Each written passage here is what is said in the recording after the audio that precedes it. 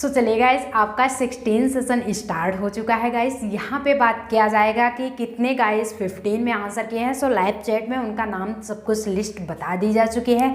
Now start अब किया जाएगा कि आपका 16 के जस्ट पहले 15 में 15 में गाइस अगर आपकी जानकारी के लिए बताएं 2 होमवर्क में मिला था कि नहीं मिला था। और गाइस यहाँ पे साथ साथ आज ये बताया जाएगा आपको कि कितने गाइस कंटिन्यूली यहाँ पे जुड़ते रहते हैं। कितने गाइस हमारे सभी प्रिय साथी हैं जो कि अपनी इस फैमिली से लगातार कंटिन्यू जुड़ते हैं, 9 सेशंस एंड तक देखते भी हैं और होमवर्क भी लगभग करते हैं। उनका नाम जो लिस्ट में है प्रदीप, आदर्श, निखिल, प्रमोद और फिर रूपम, सैनी, फॉरहीन, शशि, नीलेश, निकिता, गेमिंग वाईटी जो कि नए अभी जुड़े हैं, एकता, इतने सारे गाइस हैं कि जो कि अपनी इस फैमिली से नए जुड़े हुए हैं। मोस्ट वेलकम है और हमेशा भगवान से यही दुआ आप लोग आगे बढ़िए। और जो गाइस भी अपनी इस फैमिली से नहीं जुड़े हैं वो भी आ जाइए, उनका मोस्ट वेलकम है। नाउ अब अपना सेशंस स्टार्ट किया जाता है। सेशंस गाइस क्या होगा, सबसे पहले यहाँ पे बात किया जाएगा 24 में। 24 क्वेश्चंस आपका गाइस क्या था। क्वेश्चन था गाइस कि निर्वेद किस रस का अस्थाई भाव है। ये टोटली आपको रस का वीडियो मिलेगा। यहाँ पे टोटली 2-4 स्टूडेंट्स प्रेजेंट टाइम में, जैसे कि पल्लवी, संजय और फिर एकता तो अभी आई थी बट आज की क्लासेस में यानी कि प्रीवियस कल की क्लासेस में नहीं आए थे। मोस्ट वेलकम है, वो भी आ जाएंगे। N9 टेकर के एक गाइस थे, वो नहीं आ रहे हैं इस टाइम में। 3 गाइस जुड़ करके 9 सेशंस को अभी स्किप कर चुके हैं। आ जाइए, मोस्ट वेलकम है उनका।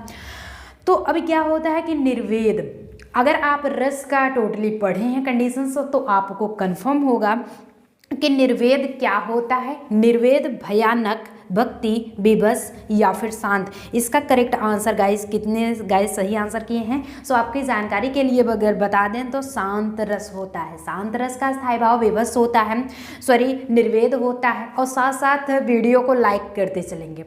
इट्स मीन्स थम्सअप कुछ गाइस लगता है समझते नहीं है यार, आप इतना बाकायदे बढ़िया ढंग से कंटेंट पाते हो, अगर पढ़ते हो तो आप विदाउट सेशंस को थम्सअप किए हुए चल जाते हो। ऐसे फैमिली में से अपनी थोड़ी ना की जाती है।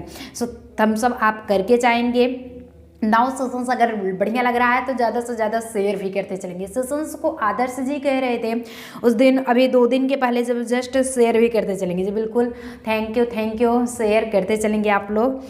अब 25 क्या होता है कि हिंदी भाषा को कौन सी लिपि में लिखा जाता है। हिंदी भाषा को कौन सी लिपि में लिखा जाता है। गाइस गुरुमुखी, देवनागरी, बंगाली, तमिल। ये गाइस आपका होमवर्क था टोटली।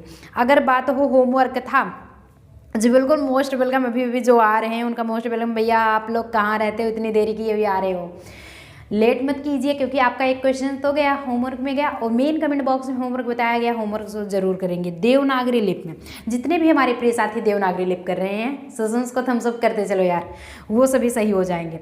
अब नाउ आपका स्टार्ट किया जाता है 16 लेक्चर में कुछ इंटरेस्टिंग होने वाला है। पहला क्वेश्चन गाइज क्या होता है कि हिंदी साहित्य के इतिहास में प्रसिद्ध, हिंदी साहित्य के इतिहास में, साहित्य क्या है, हिंदी लिटरेचर है, उसमें प्रसिद्ध कबीरदास, सूरदास, महावीर प्रसाद द्विवेदी, प्रेमचंद, हरिवंश राय बच्चन आदि किस प्रदेश से हैं। ऑलरेडी किस प्रदेश से हैं, गुजरात, यूपी, महाराष्ट्र या फिर असम, यानी कि असम। आपका कहाँ से है, इतने गाइस सही आंसर करते चलेंगे मुझे, बिल्कुल करते रहिए। जितने भी हमारे प्रिय साथी ऑप्शन नंबर सी बता रहे हैं वो सभी सही हो जाएंगे। सभी भैया यूपी के ही जन्मे थे, कहीं और के नहीं। कबीरदास हो गए, सूरदास हो गए, महावीर प्रसाद द्विवेदी, आपके प्रेमचंद, हरिवंश राय बच्चन, सभी आपके क्या हैं, यहीं के ही हैं, यूपी के ही हैं, यूपी के ही हैं गाइस। अब यहाँ पे गाइस आपका 2 स्टार्ट होता है। क्वेश्चन 2 क्या कहता है कि भाषा को बोलते समय होने वाले उतार चढ़ाव को क्या कहते हैं। आप लोग डेली भाषा बोलते हो लेकिन ध्यान ये नहीं देते हैं कि आखिर भाषा को जब बोल रहे हो तो उसमें जो जिगजैग की कंडीशन, इधर उधर यानी कि जो उतार, असेंडिंग एंड डिसेंडिंग की कंडीशंस को क्या कहते हैं। What is the form of ascending descending आप स्पीकिंग टू लैंग्वेज। कंफर्म हुआ मैटर। अनुतान, अवरोह, संगम या फिर आरोह। आरोही इट्स मीन्स बढ़ते क्रम, अवरोही घटते क्रम। ये तो बचपन में पढ़ चुके हैं, हाँ है ना। तो 2 का आपका ए हो जाएगा। जितने भी गाइस ऑप्शन ए कह रहे हैं वो सभी सही हो जाएंगे। अनुतान is the correct answer. Session बढ़िया लग रहा है, इंटरेस्टिंग लग रहा है। सो यहाँ पे गाइज आपको बताया गया है ना, कंटिन्यूली स्टूडेंट्स नेम आपको पता है, प्रदीप, आदर्श, निखिल, प्रमोद, फिर से Rupam, Saini, Farheen, Sakshi, Nilesh, Nikita, gaming YT and Ekta ji. इतने गाइज डेली के सेशंस में आते हैं। 2-3 दिन से भैया पल्लवी और साथ में संजय फिर करके एक YNT 2-3 गाइज हैं जो स्किप कर रहे हैं। सो आज आइए आपका इंपॉर्टेंट सेशन स्टार्ट है और आपका यहाँ पे मोस्ट वेलकम है। अब नाउ गाइज यहाँ पे बात किया जाएगा थर्ड का, और नए भी गाइज का स्टूडेंट्स का आपका यहाँ पे मोस्ट वेलकम, उनका तो और ज़्यादा मोस्ट वेलकम है क्योंकि आप 2-3 क्या लगभग 1 महीना होने वाला है। 25 अगर दिसंबर हो जाता है तो 1 महीना आपका कोर्स चलते होता है, तो इतना आप पीछे रह गए हो। बट डोंट माइंड, अगर आप अपनी इस फैमिली से जुड़ेंगे तो आपको सब कुछ क्रैक करा दिया जाएगा, सब कुछ कंप्लीट करा दिया जाएगा। यहाँ पे गाइज होता है कि रेलगाड़ी एक एंड सो ऑन शब्द है। आखिर रेलगाड़ी एक क्या है? रेलगाड़ी पे बैठे भी हो और घूमे भी हो, आप लोग घूमे तो ज़रूर होंगे, तो वो आखिर क्या है? देशज है, दत्तव या फिर विदेशज या संकर, यानी कि एक टाइप्स का किसके लिए शब्द यूज किया जाता है। नाउ चैट सेक्शंस आपका स्टार्ट है लाइव सेशंस में। चैट करना, आंसर करना नहीं भूलेंगे, मुझे बिल्कुल कर देंगे। थर्ड ही आपका है। सो जितने भी हमारे प्रिय साथी ऑप्शन नंबर डी बता रहे हैं वो सभी सही हो जाएंगे कि रेलगाड़ी एक टाइप्स का क्या शब्द बोला जाता है? संकर शब्द बोला जाता है। संकर यानी कि सकरी से रिलेटेड, जैसे कि सकरी कहते नहीं, संकरी गली है यानी कि थोड़ा से पतली गली, उससे रिलेटेड है बट वो अलग है। यहाँ पे संकर से रिलेटेड आपका रेलगाड़ी एक ऐसा शब्द माना जाता है। गाइज अगर यहीं पे बात किया जाए आपके रस का, सो टोटली रस का वीडियो गाइज कहाँ पे मिलेगा? नए स्टूडेंट्स जो हमसे जुड़ रहे थे, अपनी इस फैमिली से जुड़ रहे थे, वो पूछ रहे हैं मैम रस का वीडियो और समाज जो टोटली पढ़ाया गया कहाँ पे? भैया आपको डिस्क्रिप्शन बॉक्स में हिंदी प्लेलिस्ट लिंक दी गई है, वहाँ पे जाइए। उसी सेशंस में प्लेलिस्ट में आपको रस और समाज का वीडियो सेशंस मिल जाएगा, आप देख लीजिए, कन्फर्म कर लीजिए। साथ ही साथ अगर आपकी जानकारी के लिए गाइज बता दें तो वहाँ पे आपको जल्द ही संधि विच्छेद भी स्टार्ट होने वाला, अलंकार पढ़ाया जाएगा। सो डोंट आप बिल्कुल भी स्किप नहीं करेंगे, don't skip to theory level. देखते हैं रीजनिंग की क्लासेस में बहुत सारे स्टूडेंट्स होते हैं स्किप करते जाते हैं। यार जब आपका कंडीशंस बताया गया है, रीजनिंग में आपको टोटली पढ़ाया जा रहा है इस टाइम वेन डायग्राम। सो अगर इंपॉर्टेंट टॉपिक से भी गाइस बात करेंगे कि Venn diagram, coding, decoding, blood relationship, ये सब सारे जो टॉपिक्स होते हैं बहुत ही इंपॉर्टेंट है। इससे हर बार क्वेश्चन आपसे पुटअप होंगे। नहीं तो अगर बात न विश्वास हो तो आप लोग देख लीजिएगा, मार्च अप्रैल में लगभग आपका मार्च में एग्जाम्स होगा, यूपी का फर्स्ट ही होता है, उसमें क्वेश्चंस जरूर पुटअप होंगे। सो अभी से सुधर जाइए और जो स्टूडेंट सो रहे हैं वो जग जाइए।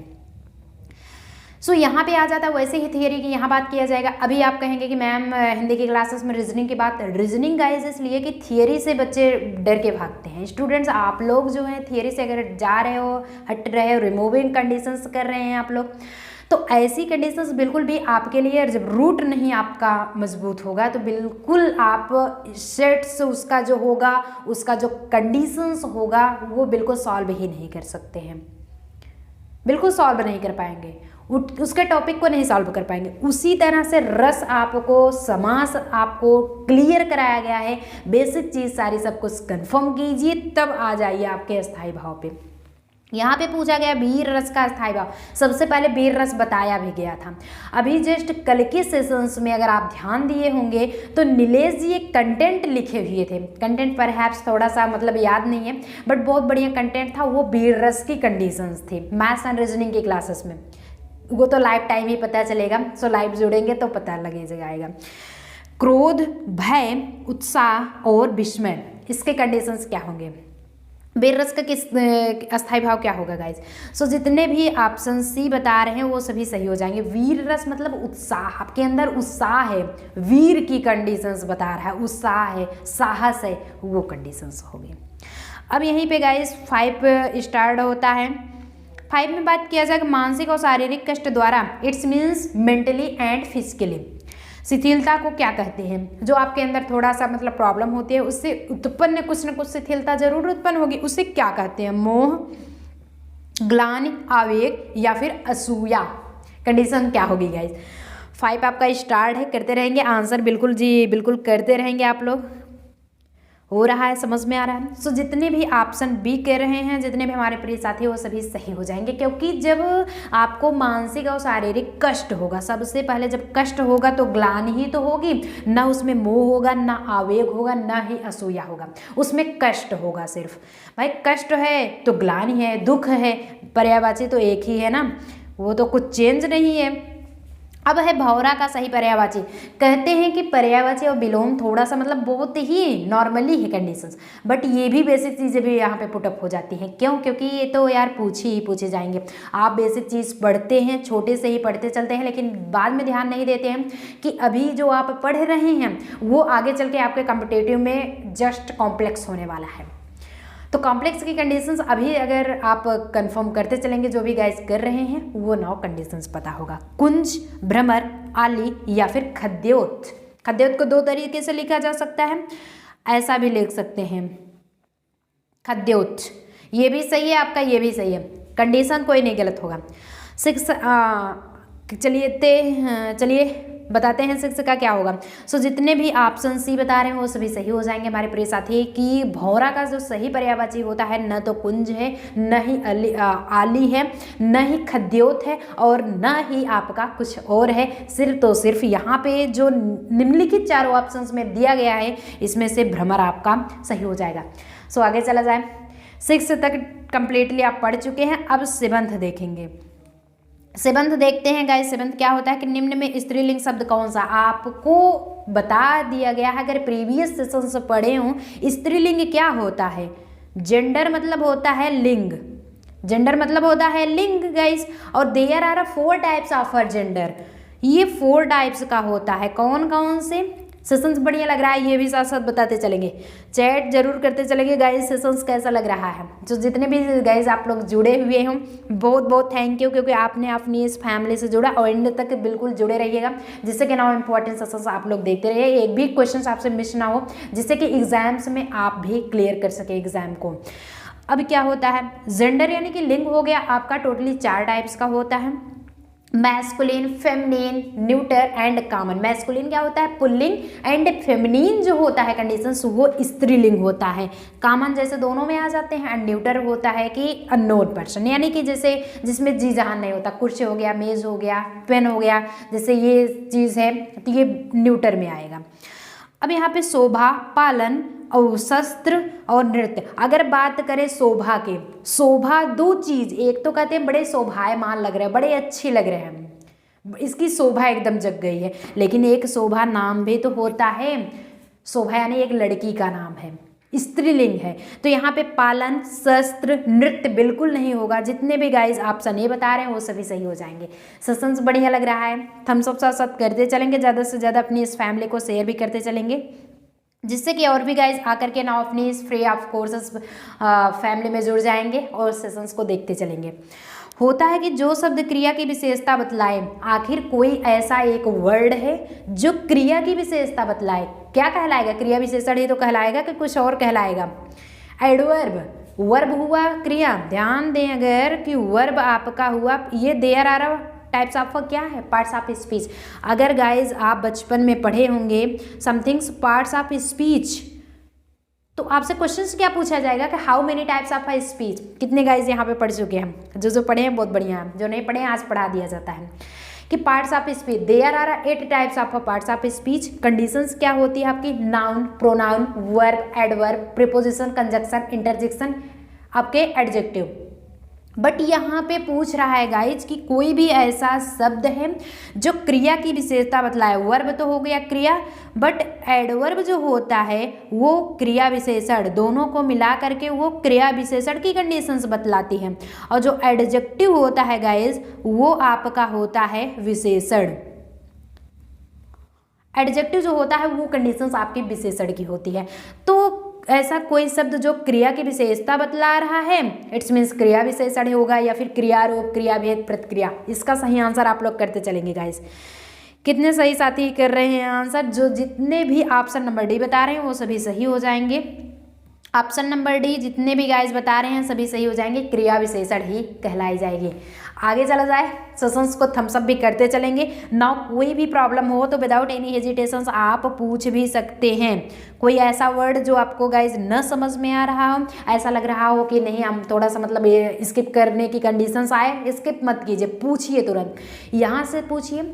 डिस्क्रिप्शन बॉक्स में लिंक दिया गया @union classes करके, आप टेलीग्राम से जुड़िए, वहाँ पे सारे इन्फॉर्मेशन आपको टोटली मिलता है लाइफ टाइम। आपको देखना है जो भी नए साथी हमसे जुड़ रहे हैं उनको डिस्क्रिप्शन बॉक्स में लिंक दिया गया है, वो भी आप देख लीजिए। लाइफ टाइम कब कब है, न्यू सिलेबस क्या आपके लिए स्टार्ट किया गया है, यानी कि क्या क्या आपके लिए सिलेबस रहने वाला है, वो उसका भी लिंक दिया गया है। और कुछ भी आपको प्रॉब्लम हो एज अ होमवर्क की तरह आप करेंगे मेन कमेंट बॉक्स में, जैसे कि होमवर्क आपको वहाँ पे मेन कमेंट बॉक्स में किया जाता है। और हर सेशंस के लास्ट एंड तक आधे घंटे बाद आपका वो टोटल लिस्ट तैयार किया जाता है जितने भी गाइस आंसर किए रहते हैं। सो नेक्स्ट सेशंस में उनका नाम लिस्ट ओपन किया जाता है। सो आपके लिए बेनिफिट यही है कि पता तो चल जाता है कि कितने गाइस आंसर किए हैं, और अपने भी कुछ होता है कि नहीं हमने आंसर किया तो हमारा सही था या फिर गलत, इससे नहीं मतलब है। यहाँ पे पार्टिसिपेट सिर्फ होने से मतलब है। सो देखते हैं कितने गाइस कम से कम होमवर्क करते हैं और कितने गाइस कहाँ एंड तक पढ़ते हैं, आप टोटली ये समझ में आएगा आपको। यहाँ पे गाइस 9 क्वेश्चन दिया गया है कि दिए गए विकल्पों में से, एक सेकेंड,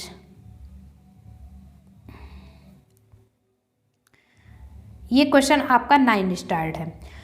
9 में देखेंगे कि दिए गए विकल्पों में से सही का चयन करके रिक्त स्थान की पूर्ति कीजिए, यानी कि फिल इन द ब्लैंक्स। आपको फिलिंग करना है जो रिक्त स्थान है, खाली स्थान है। कन्या की क्या भरे यहाँ पे, पगड़ी, बारी, दृष्ट या फिर हत्या के आरोप में उन्हें आजीवन जेल हुई, यानी कि कन्या की किसमें, हत्या के आरोप में, कि पगड़ी या फिर बारी या फिर दृष्ट। लग तो हत्या ही रहा है, लेकिन करेक्ट आंसर क्या होगा गाइस, यहाँ पे चैट सेक्शन में आंसर करना आप लोग नहीं बोलेंगे।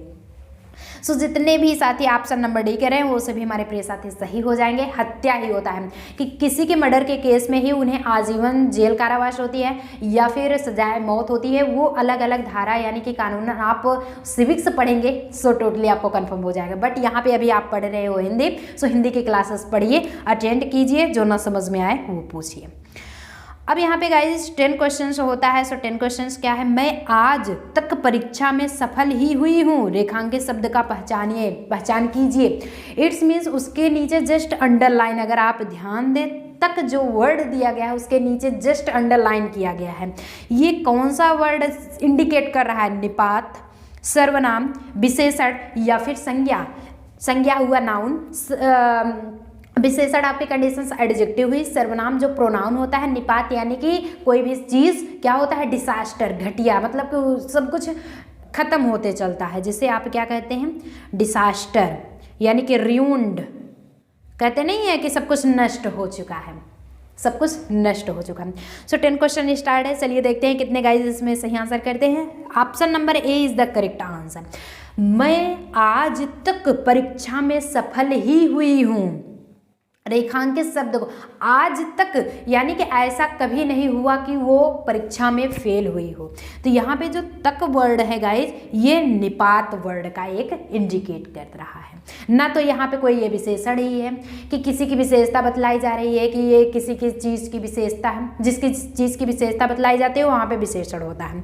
संज्ञा होता है किसी नाम, कोई पर्सन है, कोई चीज़ है, कोई जगह है, ऐसा कुछ।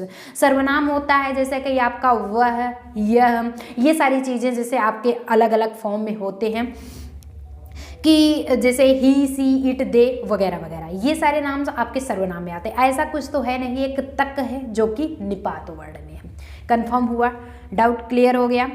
अब यहीं पे 11 क्वेश्चन स्टार्ट किया जाता है गाइज। 11 क्या है कि निम्न में से कौन विराम चिन्ह का प्रतीक नहीं है।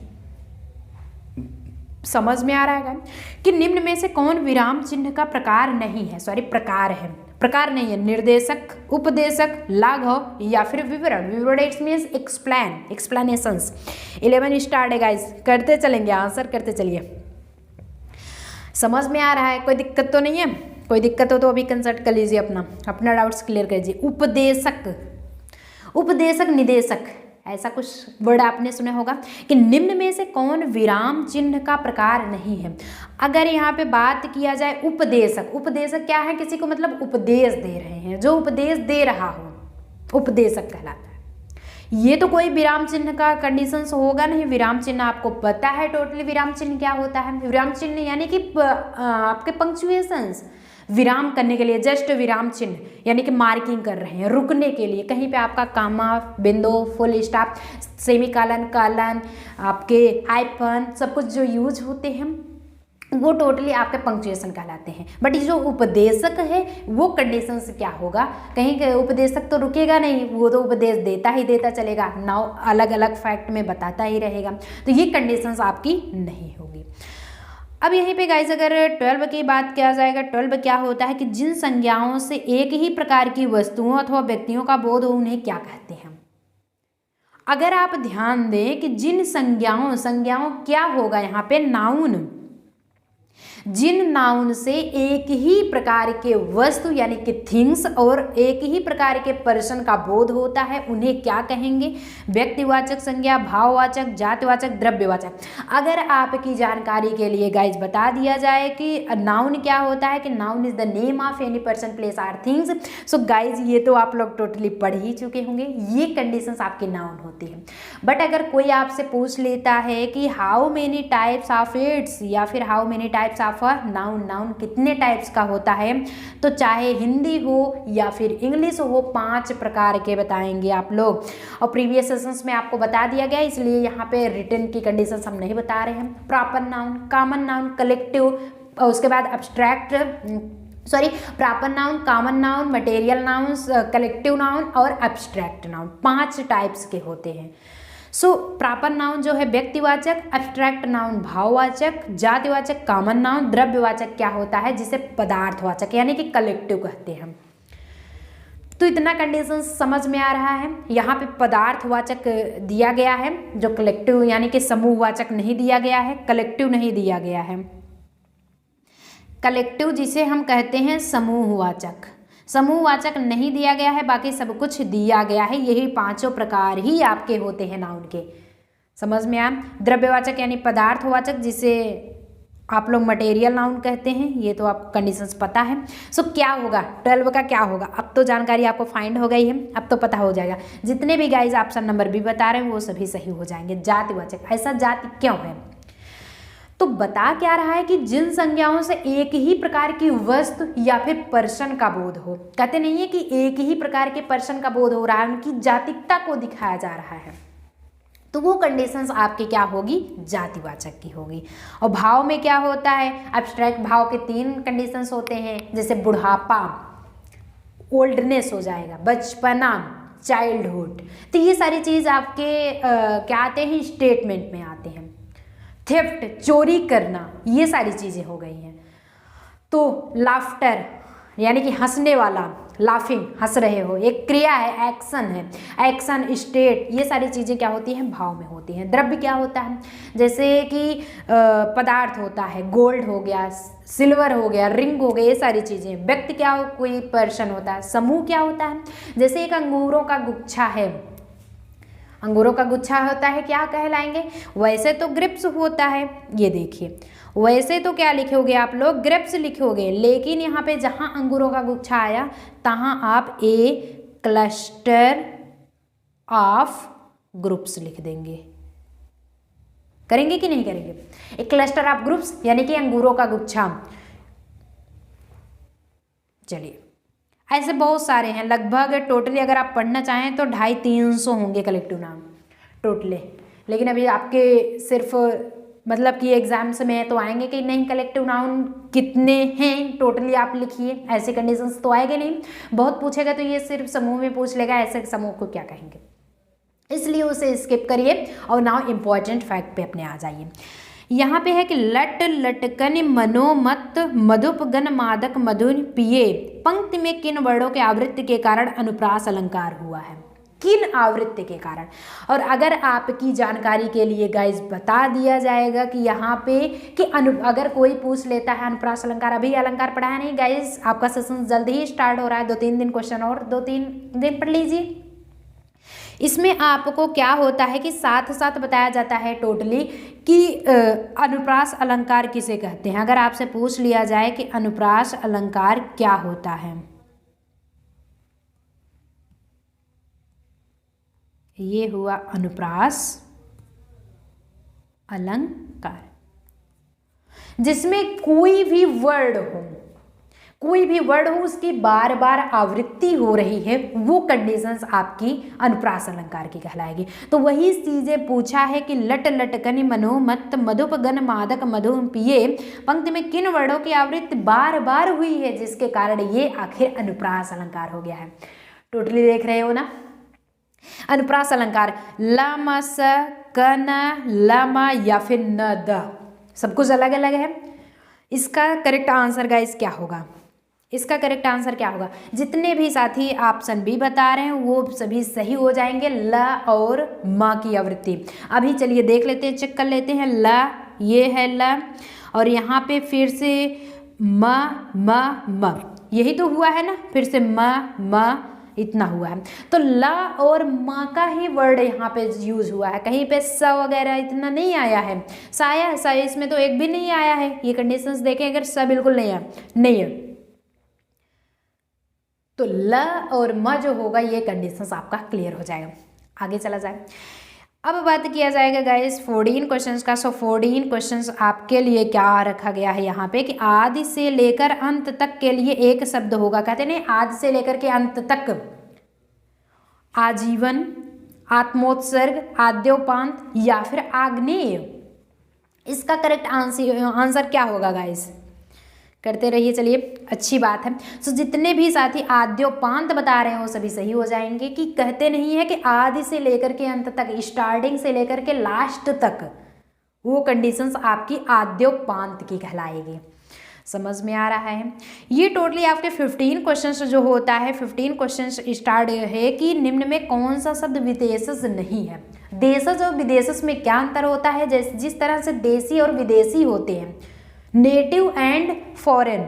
नेटिव मतलब स्वदेशी एंड फॉरेन मतलब विदेशी। ये कंडीशंस आपकी विदेशी की होगी और ये क्या है? स्वदेशी। स्वदेशी यानी कि नेटिव, और फॉरेन मतलब क्या होता है? विदेशी। वैसे ही निम्न में कौन सा शब्द विदेशज नहीं है? कापी, जस, माचिस, लोटा। सब कुछ ऑलरेडी आप डेली यूज करते हो, डेली का ये कंडीशंस है, डेली के दैनिक कार्य है आपका। लोटा, माचिस, कापी, जस सब कुछ यूज किया जाता है गाइज। 15 स्टार्ट है। चलिए देखते हैं कितने गाइज सही आंसर करते हैं। सो जो ऑप्शन नंबर ए होगा ये सही हो जाएगा। Option number A is the correct answer. लोटा जो होगा वो करेक्ट आंसर होगा। क्यों? विदेशज बिल्कुल नहीं है, ये तो देसी वर्ड है जो कि अवधि में टोटली है आपकी, ये नहीं है। अब यहाँ पे गाइस 16 जो स्टार्ट होता है, 16 है कि निम्नलिखित में से किस शब्द में उपसर्ग और प्रत्यय का एक साथ प्रयोग किया गया है। इसमें दो चीज चलिए सीखते हैं। सबसे पहले आप जानेंगे उपसर्ग क्या होता है और प्रत्यय क्या होता है। प्रत्यय क्या होता है? प्रीवियस सेशंस को जो गाइस पढ़े हैं उन्हें तो आ ही रहा होगा, उनको कोई दिक्कत नहीं है, उनको टोटली कंफर्म है। जो गाइस नए जुड़े हैं उन्हें कंफर्म होना चाहिए। जैसे आपका विद्यालय हो गया, कोई वर्ड दे देता है विद्यालय, तो विद्यालय में आप लोग क्या करेंगे? सबसे पहले संधि विच्छेद सीखेंगे आप लोग। यहाँ पे कर देंगे विद्या प्लस आलय। तो जो पहला वर्ड होता है ये उपसर्ग कहलाता है और लास्ट की कंडीशंस आपकी प्रत्यय कहलाती है। सेशंस बढ़िया लग रहा है, थम्स अप करते चलेंगे आप लोग। वही पूछा है कि जिसमें ऐसा कौन सा वर्ड है जिसमें उपसर्ग और प्रत्यय दोनों यूज हुआ है। ऐसा कौन सा वर्ड है?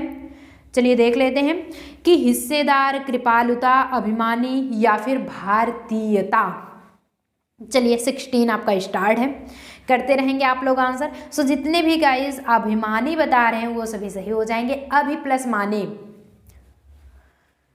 भारतीय प्लस यता करेंगे तब भी कोई यता का कोई वर्ड है, कोई वर्ड नहीं निर्धारित हो रहा है। कृपालुता में कृप प्लस अलुता कोई वर्ड नहीं, मतलब कि कोई मतलब निकल रहा है वर्ड का मतलब भी निकलना चाहिए। हिस्सेदार हिस्स प्लस दार करेंगे या फिर हिस्से प्लस दार, ऐसा कुछ नहीं है। यहाँ पे अभि प्लस मानी, ये जो वर्ड है टोटली निकल रहा है कि इसमें उपसर्ग भी है और साथ ही साथ प्रत्यय भी है। सो दोनों यूज है, इसलिए अभिमानी इज द करेक्ट आंसर। अब गाइस बात किया जाएगा आपका 17 पे। 17 क्वेश्चन क्या होता है कि शब्द के दो रूप हैं। अगर कोई पूछ लेता है कि how many forms of a word, word के कितने रूप हैं, या फिर हाँ सही है कितने रूप हैं, तो 2 रूप ऐसे कौन कौन से हैं, ध्वनि और वर्ड, ध्वनि और वाक्य, ध्वनि और अर्थ, या फिर ध्वनि और गति। भैया ध्वनि अपना परमानेंटली जमा के बैठा हुआ है, सरकारी है, बिल्कुल हमें तो नहीं हटना, बाकी और चाहे जो साथ में आ जाए, चाहे जो आ जाता है दोस्ती हो जाती, बट ध्वनि नहीं हटेगा, ध्वनि अपने आप में बैठा है। वर्ड, वाक्य, अर्थ, गति, क्या करेक्ट होगा इसका? 70 स्टार्ट है। सो जितने भी हमारे प्रिय साथी ऑप्शन ए बता रहे हो वो सभी सही हो जाएंगे। वर्ड जो होता है, अगर कोई पूछता है कि how many forms of a word, तो आप बताएंगे हमेशा ध्वनि और वर्ड। ध्वनि और वर्ड जो होगा वो शब्द के 2 रूप होते हैं। 17 यहाँ पे होता है, स्टार्ट होता है कि जसोदा हरि पालने झुलावे। अरे वाह, कितना बढ़िया कंटेंट है। जसोदा हरि पालने झुलावे पंक्ति में कौन सा रस है? अब ये तो नहीं बताया जाए क्योंकि आप रस पढ़ चुकी हो, कौन सा रस है ये पता होना चाहिए। भक्ति, करुण, वात्सल्य या फिर शांत। न तो कोई रस इसमें शांति है, न वात्सल्य, न भक्ति, न करुण, और सब कुछ भी है। क्या है? लाइव सेशन से आप जुड़िए। चलिए देखते हैं कितने सही आंसर करते हैं गाइस। यहाँ पे जितने भी सही ऑप्शन नंबर बी कह रहे हैं वो सभी सही हो जाएंगे। क्यों? क्योंकि भक्ति क्या होती है? एक भक्त और एक भगवान में जो श्रद्धा होती है आपस में दोनों के बीच, वो भक्ति कहलाती है। और शांत क्या है? निर्वेद तो है नहीं कि आप लोग शांत बैठे हैं, ऐसे ही इस कंटेंट में शांत है, ऐसा कुछ नहीं है। जसोदा हरि पालने झुला, मतलब कि जसोदा मैया भगवान श्री कृष्ण को पालने में झुला रहे हैं। तो एक यहाँ पे माँ का जो प्यार है वो एक बच्चे के प्रति दिख रहा है। तो वात्सल्य मतलब क्या होता है? प्रेम ही तो होता है। तो ऑप्शन नंबर बी, जितने भी साथी ऑप्शन बी करें वो सभी सही हो जाएंगे। यहाँ पे करुण भी नहीं है, शोक की कोई बात ही नहीं है भैया, यहाँ पे तो आपका एक कंडीशन है वात्सल्य की। सो आगे चला जाए। प्रेजेंस ऑफ माइंड लगाएंगे थोड़ा सा, जो भी गाइस प्रेजेंस ऑफ माइंड लगाए 2 नंबर उनका क्लियर हो गया। सो यहाँ पे तुक्का लगाने के कंडीशंस आप लोग नहीं रखेंगे। अगर तुक्का लगाएंगे तो लाइफ के भी तुक्के लगने वाले हैं, क्योंकि 1/3 आपके यहाँ पे माइनस मार्किंग भी कंडीशंस है।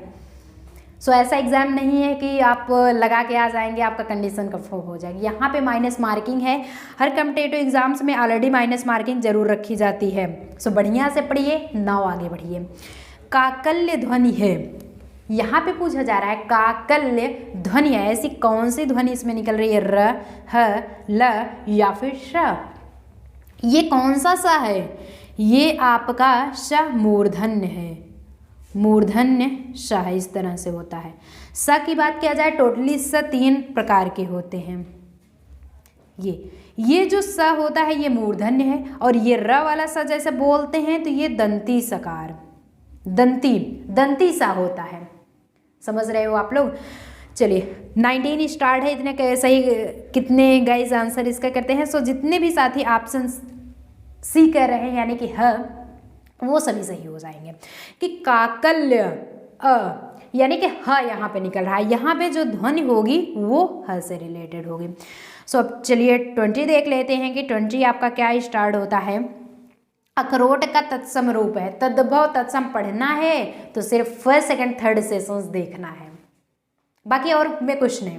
फर्स्ट सेकंड थर्ड आप सेशंस देखिए, तद्भव तत्सम बहुत ही बाकायदे ढंग से उसमें पढ़ाया गया है, सो आप क्लियर कर सकते हैं। अक्षवट, अक्षोट, अक्षवाट या फिर अक्षयवट, इसका करेक्ट आंसर गाइस क्या होगा? इसका करेक्ट आंसर क्या होगा? 20 अखरोट। चलिए स्टार्ट करते हैं। सो जितने भी प्रिय साथी अक्षोट कर रहे हैं वो सभी सही हो जाएंगे। कि अगर कभी भी आपसे पूछा जाएगा, इसमें कोई रूल नहीं है, ये एक वर्ड है तो वर्ड है। ये अखरोट जो है ये तद्भव वर्ड है, और यहाँ पे ये तत्सम वर्ड है। ये चाहे रूप लिखिए चाहे नहीं, तत्सम वर्ड आपका अक्षोट, कहीं भी अक्षोट लिखा जाता है उसका जस्ट तद्भव अखरोट होता है, और अखरोट का तत्सम क्या होता है? अक्षोट होता है।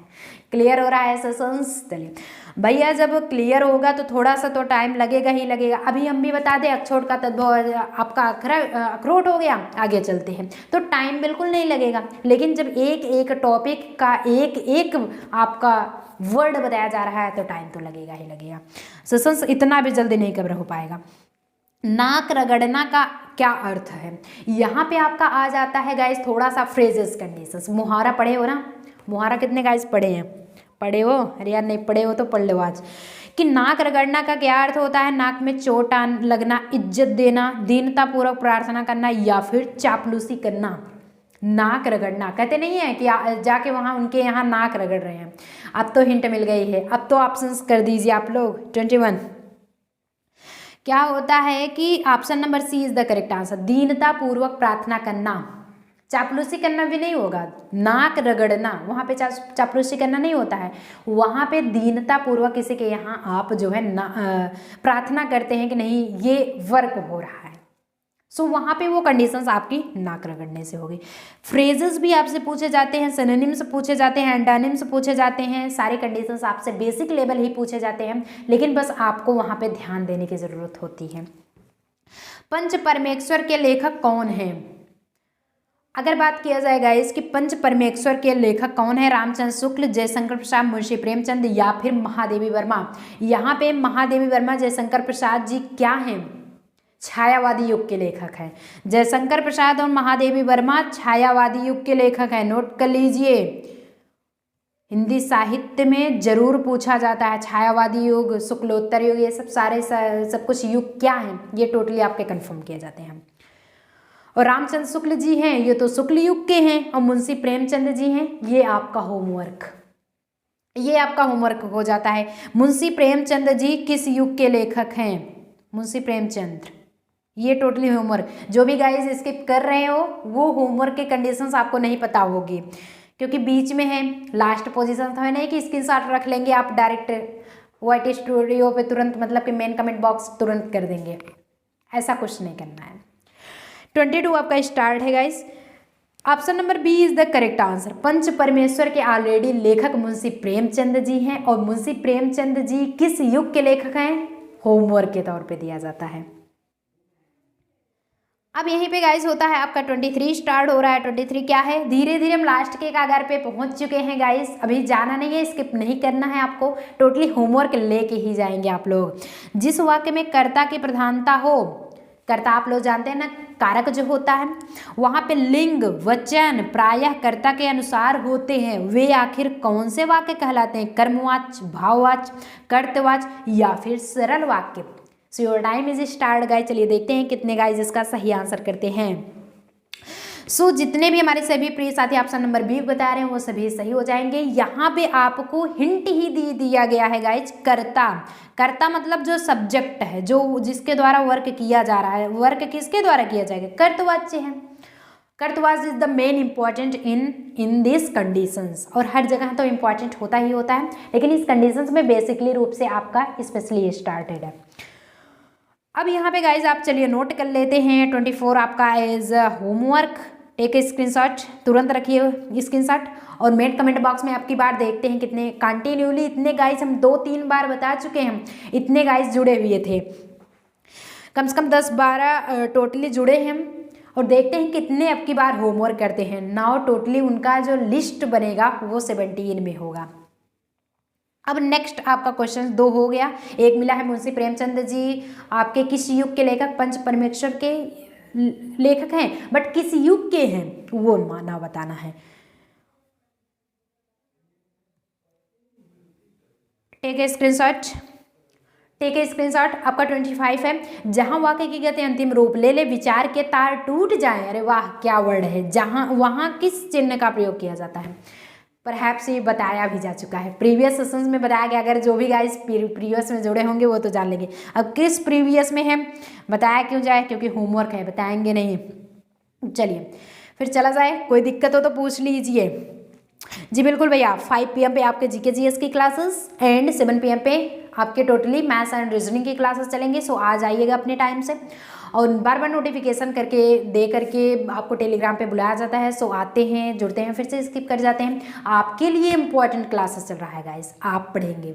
यहाँ से अगर मेहनत करके पढ़ाया जाता है सो आप भी उतने ही मेहनत करेंगे, तभी आप क्लियर कर पाएंगे। सो आज के इस सेशंस में बाय बाय, मिलते हैं नेक्स्ट सेशंस में ऐसे इंटरेस्टिंग वीडियो फिर से लेकर के आएंगे। तब तक के लिए बेस्ट ऑफ लक, बढ़िया से पढ़ाई करते रहिए, आगे बढ़ते रहिए।